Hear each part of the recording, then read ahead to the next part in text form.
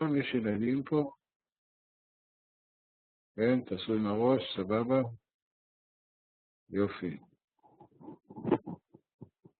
אני אקרא לכם משהו מתוך ההקדמה בספר שקוראים לו אהבה.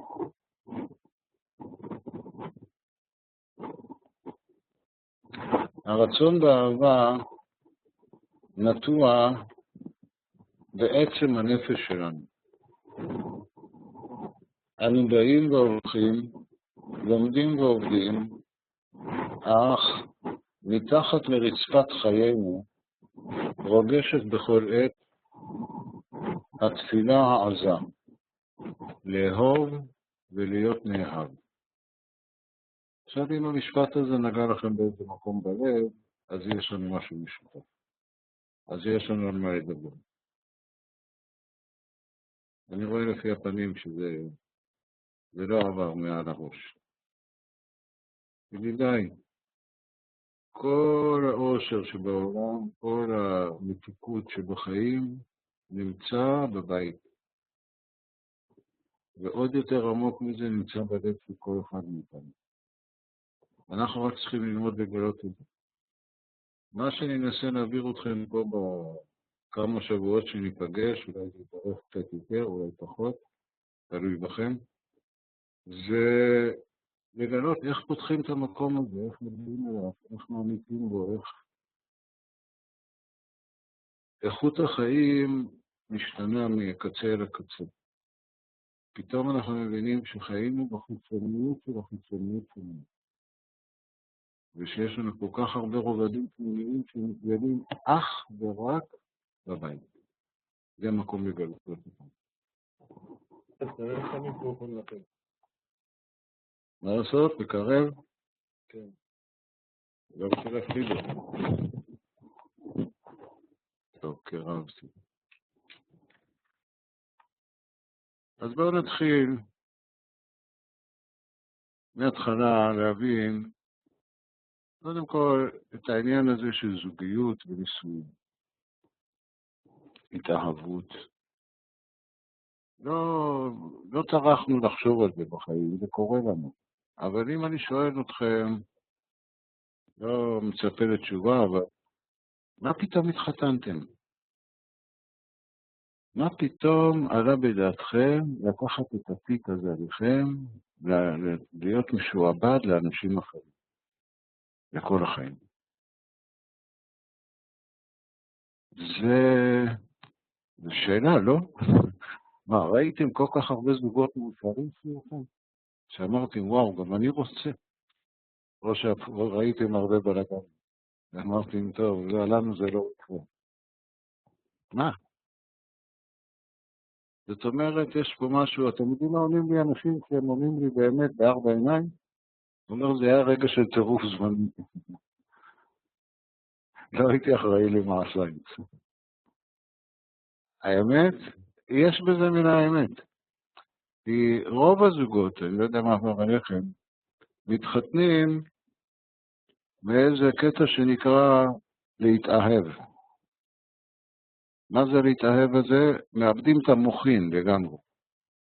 זה הזמן של משפטיות קצת. נכון, זו הרגשה נפלאה ומרוממת וכולי. אתם יודעים מה זה הרגש הזה של התאהבות? יש פה שתי מרכיבים. באמת חשוב להבין את זה, כי מזה והילך אנחנו נצטרך להבין הרבה את העניין הזה. יש בזה צד אחד עמוק מאוד, שנשמה פוגשת את בת זוגה, וזה מעורר את כל המקום הפנימי שמצאתי מישהו שאני רוצה לעשות אותו שמח, שאני רוצה לעשות אותו טוב. זה צד אחד שמתעורר.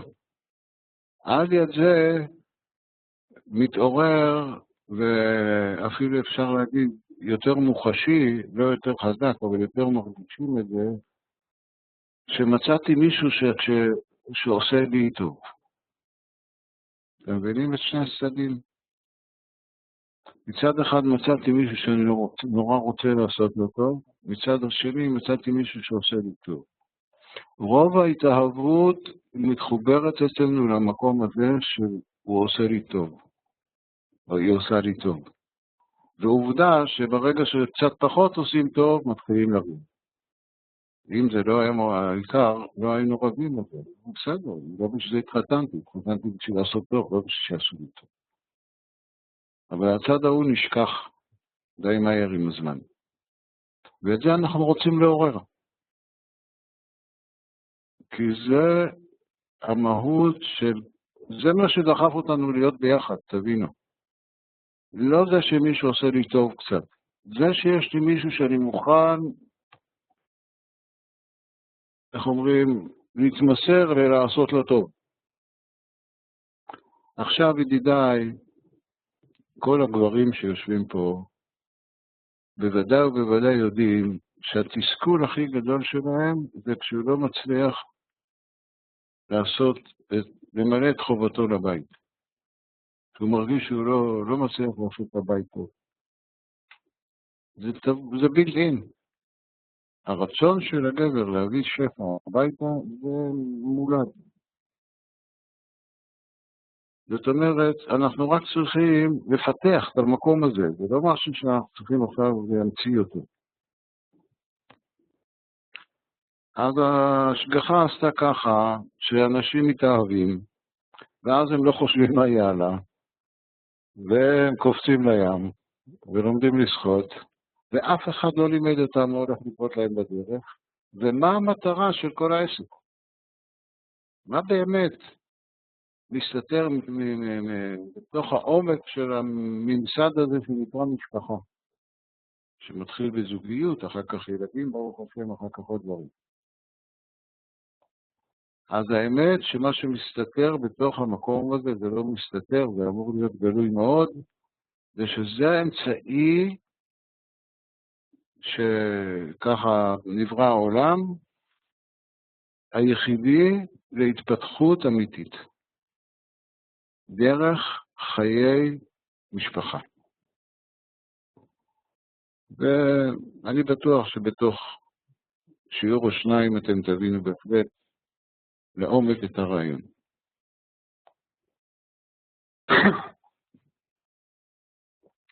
אז בואו נלך שלב שלב.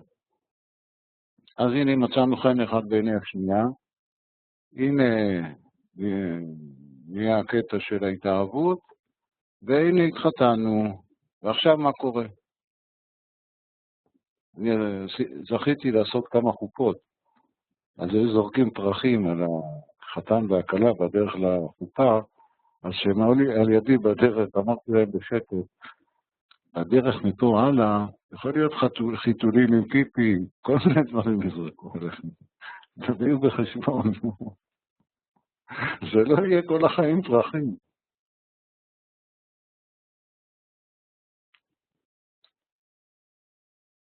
הרגע הקסום של הנישואים, של החופה, של החתונה, אני זכיתי להיות בכמה כאלה, וגם לערוך כמה, זה...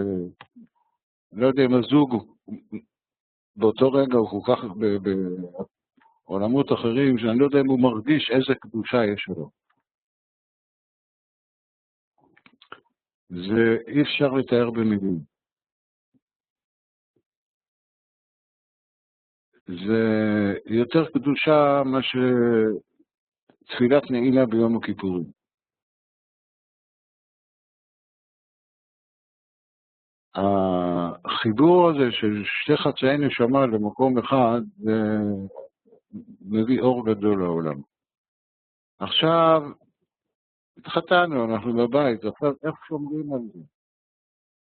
אז בטח לא באתם אליי יום אחרי הנישואים, שאני אדריך אתכם, אז עכשיו צריך כבר ללכת רוורס קצת, וקצת לסגור כל מיני פערים. אבל באמת, בכל רגע נתון אפשר להתחיל. אני אגיד לכם מה, התורה היא מבינה את נפש האדם. אז מה היא מציעה לנו? כשהזוג מתחתן, שנה ראשונה, האיש פטור מכל חובותיו הציבוריות. לא צבא, לא גיוסים, לא התנדבויות, לא משמר אזרחי, כלום. הוא פנוי לביתו. ולמה נותנים לו את השנה הזאת? כתוב, לא מנחשים. שנה לביתו לשמח את אשתו. יא סלאם. כל הסוד של הנישואים נמצא במשפט הזה. שנה אנחנו צריכים ללמוד איך לשמח את האישה. נותנים לנו שנה, בסדר, מהיום הראשון אתה עוד לא יודע, אתה מביא את זה ומעצבן אותה, אתה עושה ככה ולא נורא. לאט לאט תלמד. כשבאים אליי זוגות להתייעץ לפני הנישואים, אני אומר לגבר, קל לך לשמח אותה? או שהיא קשה לשמוח. זה המבחן הראשון. תדע שזה העבודה שלך.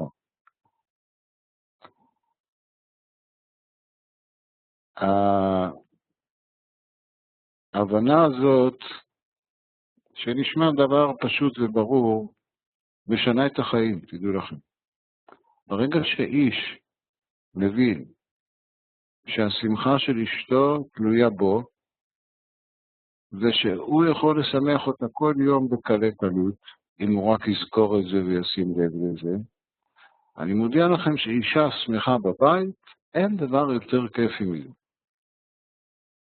אתם יודעים, כל אחד יודע, רק הוא לא זוכה לראות את זה עם קרובות כל כך, הוא שכח את העבודה שלו. אבל שלא תחשבו בנות שבאמת הכלים הם בידי האיש. רוב כוח הנהגת הבית הוא כוח האישה, כוח הבינה. גם באופן טבעי אנחנו יודעים שמדובר פה על רגש. כל העניין הוא התפתחות האהבה. אז אישה היא הרבה יותר רגשית בדרך כלל. מה האישה צריכה לעשות בשביל לשמור על הבית? גם כן לא דברים גדולים. דבר פשוט. לכבד את בעלה. זה הכל. אנחנו נלמד מה זה לכבד. זה לא פשוט לדעת את זה. כי איש, למה לעשות? אני איש, אני יודע את זה. איש, הוא צריך כבוד. זה המחלה שלי. אם לא מכבדים אותו בבית, אין לו כוח להיות בחוץ. אז הוא הולך לחפש כבוד בחוץ. אבל זה כבוד מדומה, הוא לא מתחזק מזה. הוא צריך שאשתו ממש תעריך אותו. תכבד אותו. באופן טבעי, זה מה שהיה אמור לקרות מהרגע שהתחתנו. שכל אחד מבין את תפקידו ונותן לשני את כל מה שהוא יכול, בשביל שיהיה צמיחה הדדית. אבל במציאות מה קורה? כל אחד מתחיל לראות מה לא בסדר אצל השני. מה הוא היה רוצה שישתנה שם? והוא מתעסק עם זה בשנה הראשונה. במקום להתעסק עם מה טוב בשני. מה הוא יכול לפתח פה עוד יותר טוב. אז זה רק ההתחלה ידידיי. אחרי הנישואים מגיע, סוף סוף נגיד שאחרי כמה חודשים מתחילים להבין אחד את השני קצת, אז פתאום יש הריון. עכשיו כל הסרט משתנה. עד עכשיו הייתה לך אישה, עכשיו יש לך אישה בהיריון. זה סרט אחר, זה לא אותו בן אדם שהכרת. הגבר בדרך כלל במצב הזה מאבד את העשתונות. נלחץ. לא יודע מה לעשות עם עצמו. לא מבין מה רוצים ממנו. זה מצחיק, זה עובר על כולם, אבל זה יוצר פער. זה הפער הראשון, האמיתי. גם לפני זה יש פערים מכל מיני נקודות, אבל זה אפשר לגשר. אבל פה נוצר פער רגשי עמוק.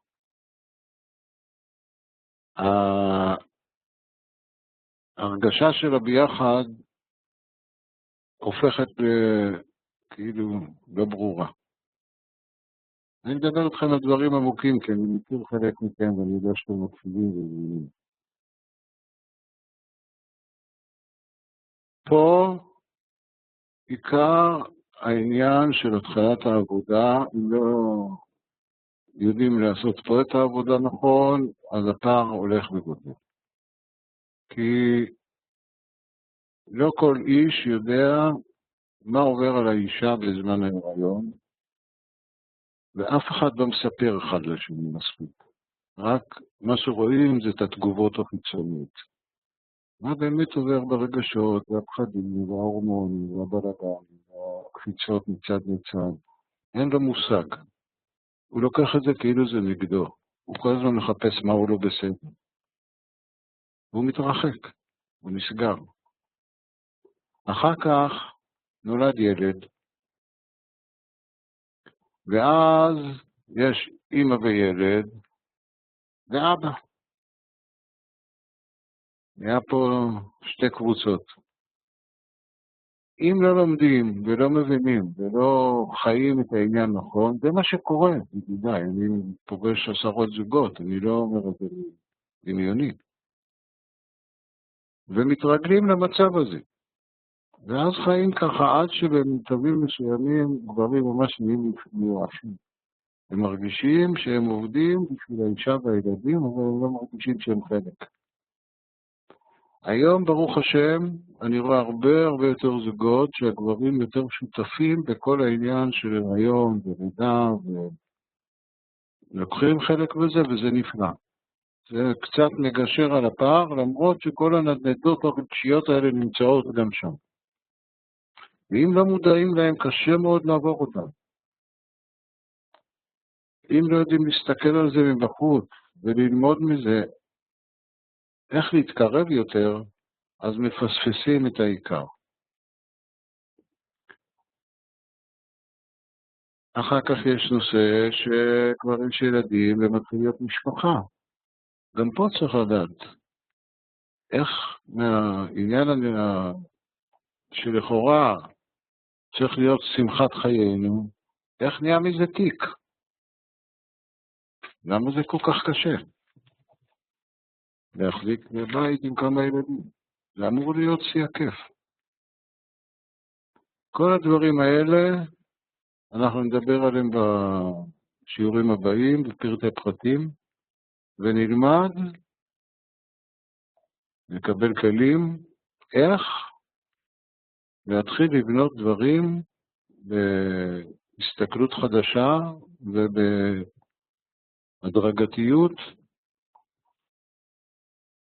להתחיל להתפתח למקום שממנו היינו צריכים להתחיל יום אחרי הנישואים, אבל כל מה שעברתם בקשיים זה רק לטובתכם.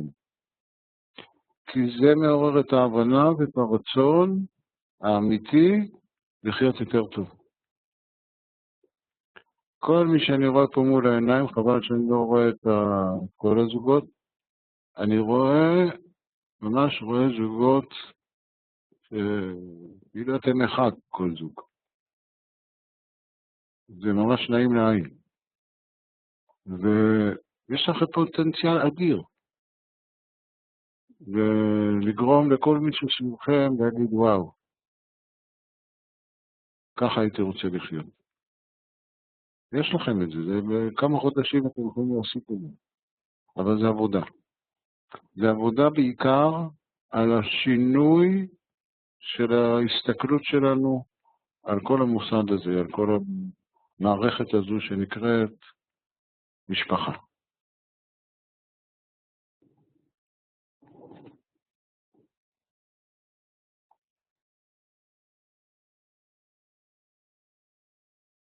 כמובן, יש סיבה לכל הדברים האלה, למה זה לא כל כך הולך בטבעיות, כמו בסרט הוליוודי, הכל הולך יופי, סבבה, אבל הנצח.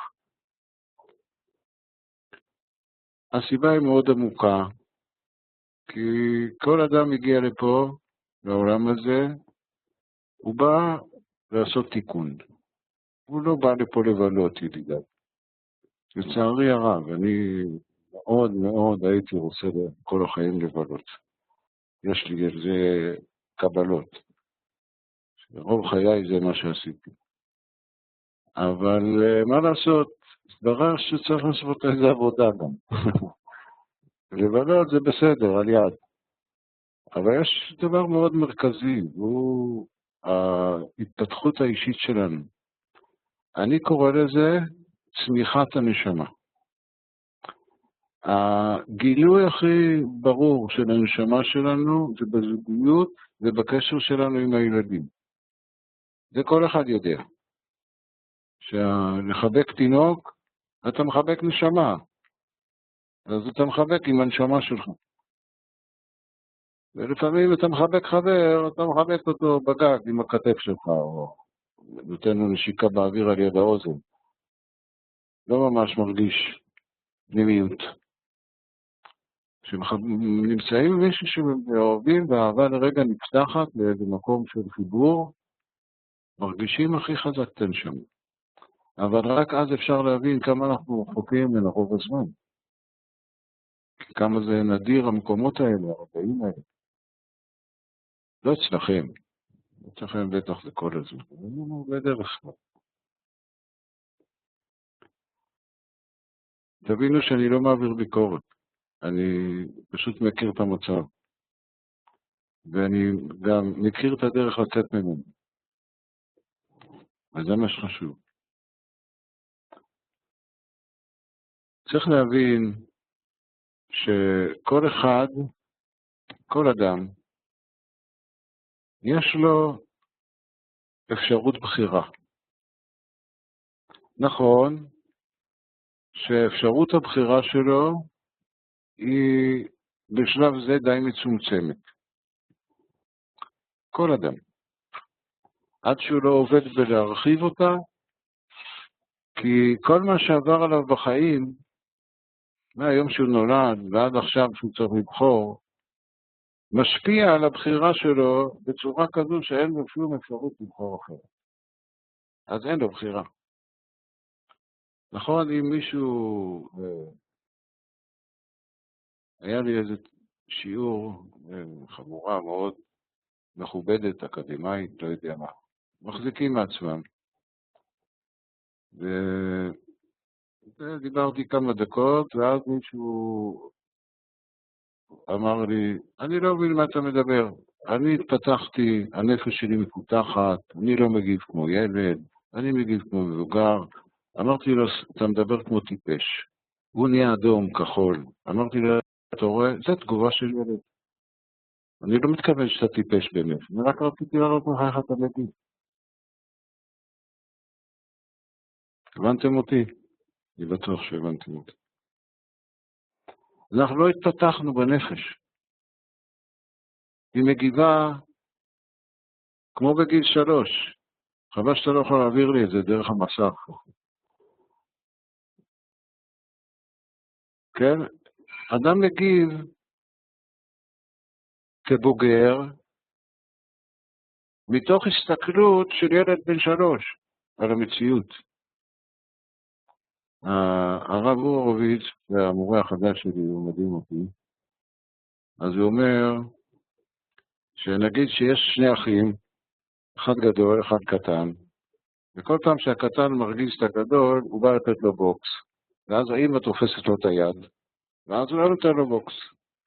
ועכשיו הילד הזה גדל, והוא בן 40, וכל מי שמעצבן אותו, מיד היד נסגרת לו, הוא רוצה לתת לו בוקס, ואז הוא מרגיש כאילו מישהו מחזיק לו את היד. אז הוא לא נותן לו בוקס. אין לו אמא ואין לו אח שם, אבל התנועה של הנפש הזו, הוא לא השתחררה מגיל 3 או בגיל 4. זה מייצג לנו הרבה תנועות שלנו, ידידיי. זה לא איש מצחיק. זה אנחנו המצחיקים.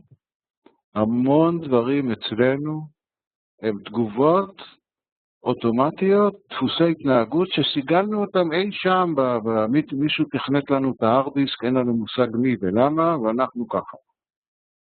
מזה אנחנו רוצים להשתחרר, בשביל זה התחתנו.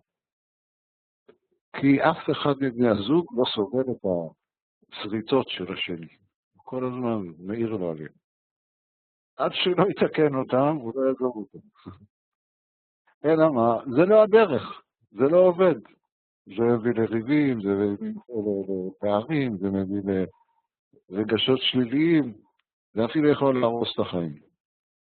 אבל זה נכון הרעיון. הרעיון שכל אחד צריך לתקן את השני הוא רעיון נכון, אבל לא ככה, הפוך, בדיוק הפוך.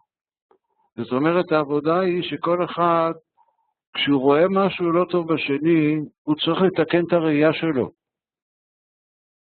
עד שהוא יראה טוב, עד שהוא יפנה לטוב שבשני. זה יעשה את התיקון. כששמים אצבע על הרע או על הלא טוב, פשוט נותנים לו מזון, הוא גודל. כששמים את האצבע על הטוב, הטוב גודל. אז כל מה שאנחנו צריכים זה בשלב ראשון להבין שזה שבאים בטענות אחד בשני, זה בשורש ממקום טוב. כבר לא צריך לקרוס על זה.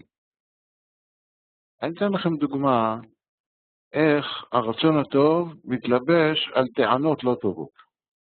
ואז זה יוצר התנגדות במקום שזה ייצור פתיחות.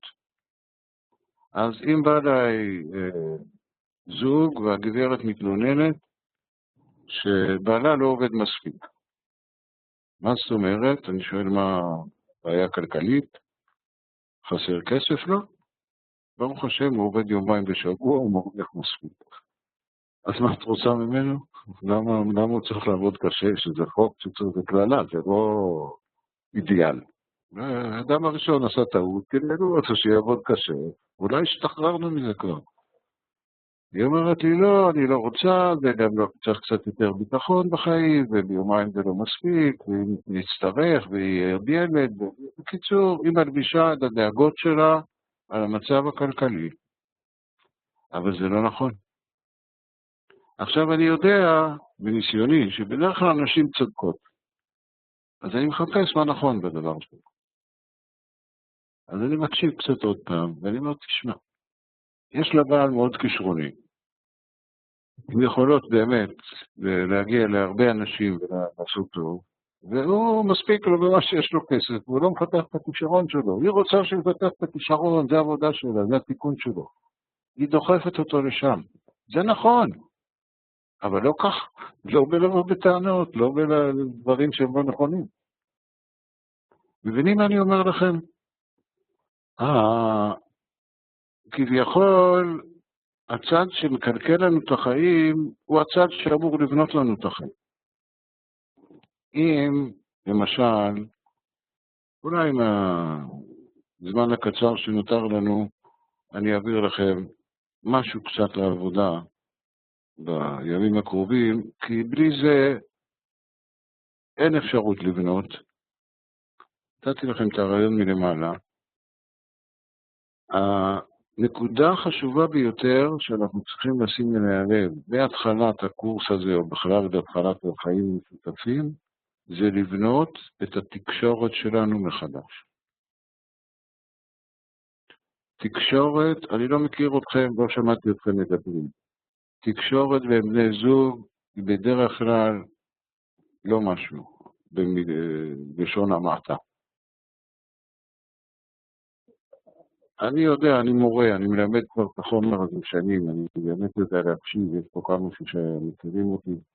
כשזה היה מדובר ביני לבין אשתי, זה תמיד היה יותר קשה. הייתי צריך להשתדל להקשיב. זאת אומרת, התקשורת בבית, בזוגיות, היא מראש לא קלה.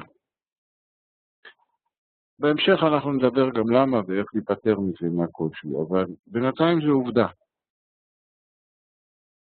הדבר החשוב ביותר זה, אמרתי לכם, התיקון הוא לא ביניכם, התיקון הוא לכל אחד בעצמו, וזה אחר כך גורם לחיבור. כל אחד צריך לראות איך הוא מקשיב. איך במשפט הראשון שנאמר לו הוא כבר חושב בתשובה. איך מילים מסוימות ביד מקפיצות אותו, הוא לא יכול אפילו להתאפק, הוא חייב להגיד. איך טונים מסוימים גורמים לו להיסגר וזהו. קודם כל צריך לשים לב לזה שזה קורה. זה אומר שאין תקשורת. לא מקשיבים על מנת להבין. זה צד הקשב, יש צד הדיבור. אנחנו מדברים, לא שמים לב מה יוצא לנו מהפה. יש מילים שאני יודע שאם אני אגיד אותה, זה יקפיץ את הבן אדם שמולי. בכל זאת אני אומר אותה. ואני אומר, מה הוא קופץ? מה עשיתי? מה אמרתי? בזוגיות זה מצוי כל הזמן. כל אחד יודע בדיוק מה הטון ומה המילה שגורמת לשני את התגובה הזאת, והוא פועל שם, כאילו בכוונה תחילה, למרות שזה לא מודע. זה חסר בחירה, זה קורה. אנחנו יכולים בזמן קצר לשנות את התקשורת ולהתחיל לשים אותה על בסיס הרבה יותר אמיתי ועמוק. שני דברים צריך ללמוד. א', קצת סבלנות בקשב. מי שלומד איתי יודע, יש מבנה מאוד פשוט. מקשיב, ממתין, מבין, עונה. לא לוקח הרבה זמן. כמה שניות.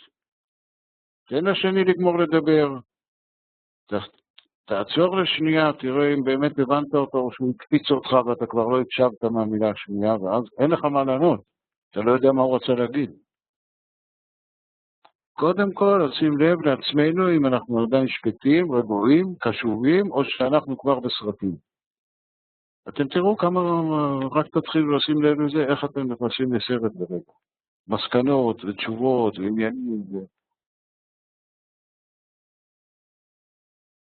כל זה בגלל שאין לנו את התקשורת האלמנטרית, הנקייה בבית. זאת אומרת, ללמוד להקשיב אחד לשני עד הסוף, ואם לא הבנת או אם הרגשת שהוא אומר משהו פוגע, תשאלי אותו. התכוונת לזה? ב-90% מהמקרים התברר שאף אחד לא רוצה לפגוע באף אחד. רק הוא, הטון יצא לו ככה, מילה היה ברכה לו, לא היה פה כוונה. כוונה בכלל אחרת. מפה אנחנו מתחילים, ידידיי. שבוע עבודה על הדיבור ועל הקשב. עוד נקודה בדיבור ובקשב מאוד חשובה. הרבה פעמים, שוב, תראו מה קורה אצלכם, מצוי שיש ציפיות אחד מהשנייה, במקרה הזה זה יותר אחת מהשני, ולא מתקיימות הציפיות בדיוק איך שהאחת רוצה מהשני, וזה מעורר כעסים ופגיעות. צריך לדעת לא לצפות, אלא להסביר ולבקש. כי מה שקורה בציפייה, אם היא לא מתקיימת, למרות ששני הוא לא קורא מחשבות, הוא לא בדיוק יודע מה ציפית, הוא לא שם לב, אז זה כבר מעצבן אותה, אבל אם היא לא מתקיימת, כבר נהיה טענה. וטענה זה כמעט ביטוח לחיים לטענת נגד. זה ביטוח גם שזה לא יקרה. הטענה לא תביא תוצאה. אנחנו נבין נקודה אחת, חוץ מהקשב, זה תעבדו על זה, שגם חשוב לי מאוד שאפילו עושים לב אליה. מה זה טענות? מתי אנחנו באים בטענות? מה השורש הפנימי של הטענה? אז אני אומר לכם, ותבדקו אם זה נכון, זה לא קל, צריך הרבה ישרות לב, שטענה, המקור שלה ברצון להתקרב. רצון בחום, רצון בקשר, אבל יש איזה חוסר אמון בזה שזה יכול לקרות באותו רגע, אז באים בטענה. עכשיו, הטענה בעצמה היא סוג של התקרבות. נהיה חיכוך, נהיה טענת נגד, אמרתי לתלמידים, יש שתי סוגים להתחבק, או באהבה או במאבק. אז טענה זה סוג של חיבוק במאבק. תבינו את זה, ובמקום זה תגידו, אימאמי, אני צריך חיבוק עכשיו, היה לי יום קשה. במקום להגיד, למה אין אוכל? מבינים מה אני אומר לכם? זה תקשורת. לדעת להסביר, לדעת לבקש, לא לבוא בטענה. לדעת לבחור מילים שאת יודעת שנשמעות, שאתה יודע שנשמעות. לדעת כל יום לחשוב מה לשמח את אשתי. תלמדו את זה מעכשיו. לדעת לכבד את בעלך, לתת לו גב במה שהוא עושה, במה שהוא חושב, במה שהוא רוצה. לא הולך נגדו. זה מחליש את הבית, זה מחליש אותך. גם אם לפעמים את לא מסכימה איתו, לא נורא, תני לו גם. גם אם את צודקת. שיטעה. לא נורא. יותר קל לו לקום מהטעות, מאשר לקום מהירידה שלך עליו. זה החיות שלי. כל יום משהו לשמח את האישה. טלפון, מילה טובה, משהו בדרך להביא לה, אני לא יודע. זה נורא קל. תתחילו ללמוד. שאלו אותה, מה ישמח אותך היום? כבר שימחת אותה. רק שאתה חושב על זה. ידידיי, אנחנו נעצור פה היום. אני אשמח להכיר אתכם עוד ועוד. אם יש למישהו שאלות ספציפיות שחשוב לו לקבל תשובה מהר, כי זה נראה לו לא סובלים דיחוי, אפשר להעביר לי במייל שאלות, או שאני אענה להם במייל, או שאני אענה להם בשיעור הבא, בלי להגיד משען. אני פשוט אדבר על הנושא. אני מקווה שנהנתם והבנתם שזה הולך להיות פה משהו הרבה יותר עמוק, מה שרק לעשות שלום בבית. ואני מקווה שנלך ביחד במסע הזה, ומחזק את כולנו. שיהיה לכולם, אנחנו כבר נוהגים להגיד בשעה הזאת שבת שלום. כבר עוד מעט יום רביעי. ובעיקר תשמרו על הקשר, על הזוגיות, על האהבה בשבת. מה שלא יהיה, אל תריבו בשבת. מה שלא יהיה. תכניסו את זה להחלטה קרואה. מיום שישי בצהריים, או לא תיפגשו עד הלילה, או לא תריבו. מה שאתם רוצים. זה הסוד. אם מצליחים לשמור כמה שבתות ככה בעונג שבת של המשפחה, כל השבוע קל אחר כך. אני אתן לכם אחר כך טיפים, גם איך עושים את זה. אבל תנסו קצת להיות יצירתיים. יאללה, להתראות, מתוקים, איזה מתוקים אתם.